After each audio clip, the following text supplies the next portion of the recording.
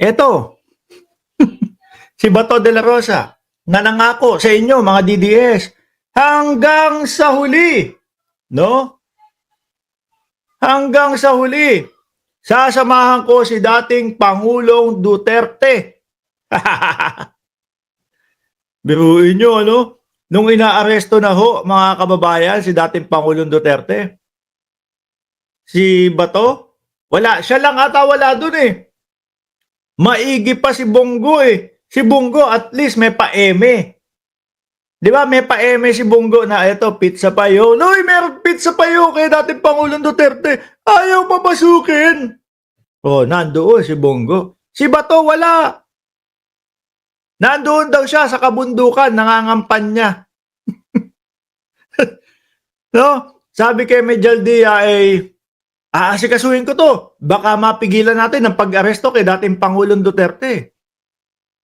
Siyempre, pag sinabi mong asikaso, mabilisan mo yun.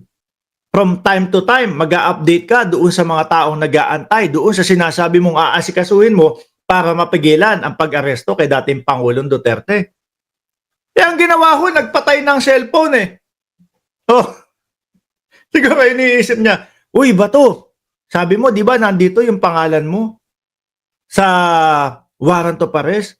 Punta ka dito, samahan mo na ang dating Pangulong Duterte sa, sa dahig, sa ICC.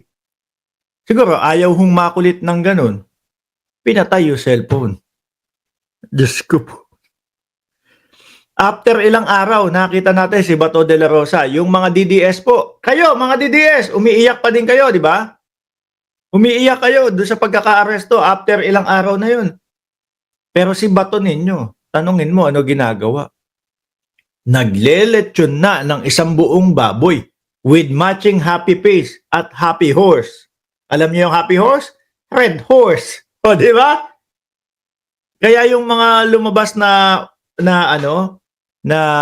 tawag dito, chismis, na may nagkanulo kay dating Pangulong Duterte. Ako ho hindi ko pagkakaila sa inyo. Unang pumasok sa isipan ko, si Bato de la Rosa ang nagkanulo kay dating Pangulo. So anyway, eto po yung pangangampanya nila. Oh. Papayag ba kayo na yung day-to-day affairs ng ating buhay, ng ating gobyerno, ay pinapatakbo ng mga drug syndicates? What? Kaya pala, no? Sabi niya, doon sa mga nasa TikTok, ulitin ko yung sinabi ni Bato de la Rosa. Papayag ba kayo yung day-to-day na ginagawa ng ating gobyerno ay pinapatakbo ng mga drug syndicate? Yun daw po ang sabi ni Bato de la Rosa. Nahiya ako kay Michael Yang. No?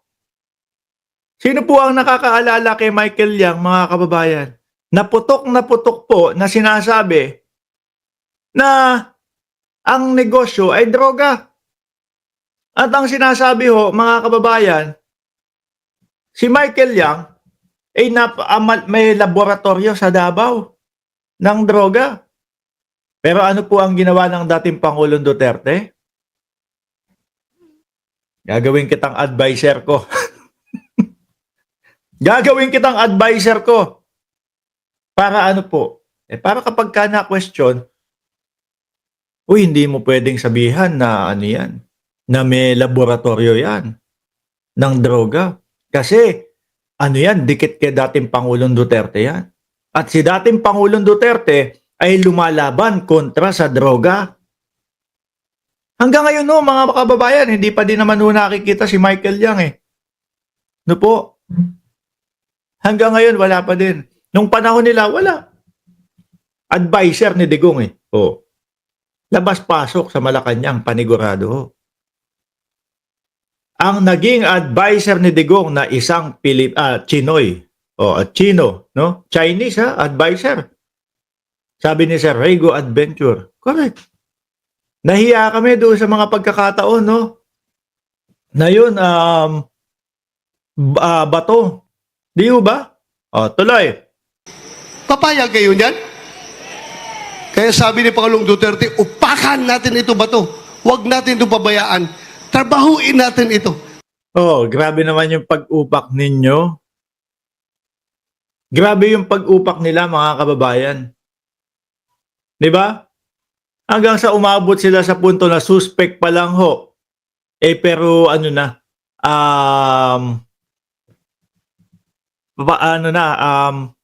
pinaglalaban na, manlaban na, suspect pa lang. Di ba?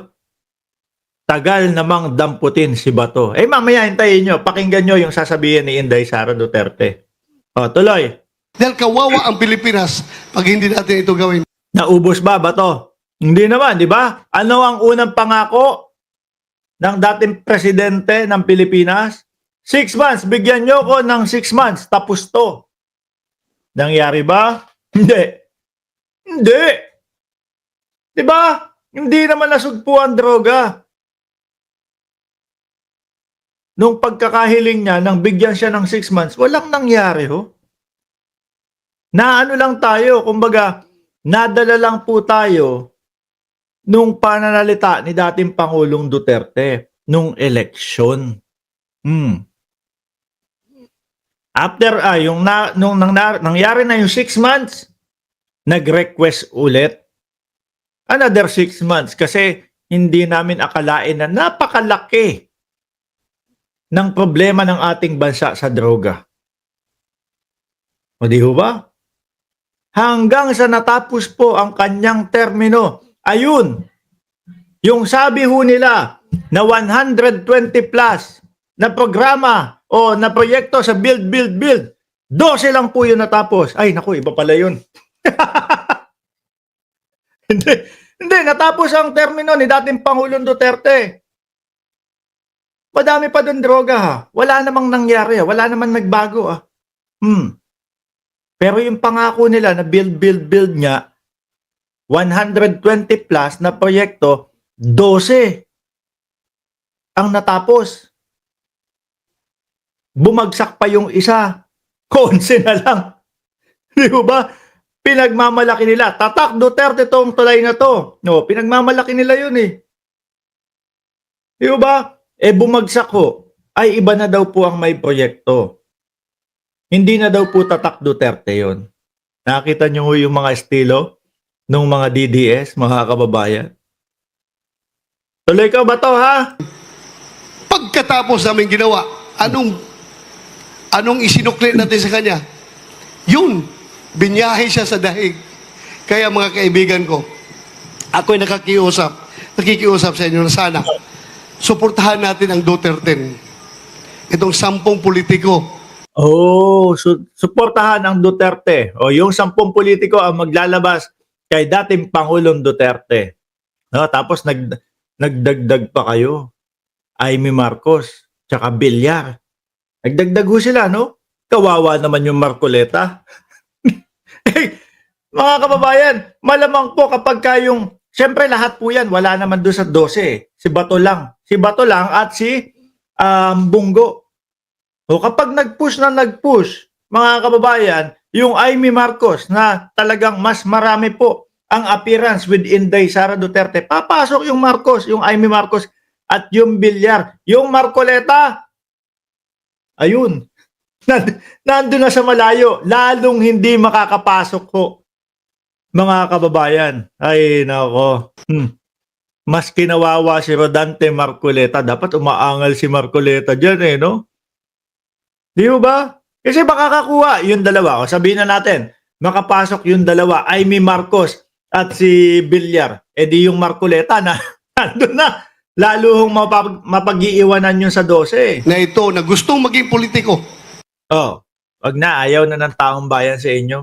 Kasi puro ganyan kayo. At nakatuon ho sila sa mga Duterte, mga bossing. Tapos na si Bato.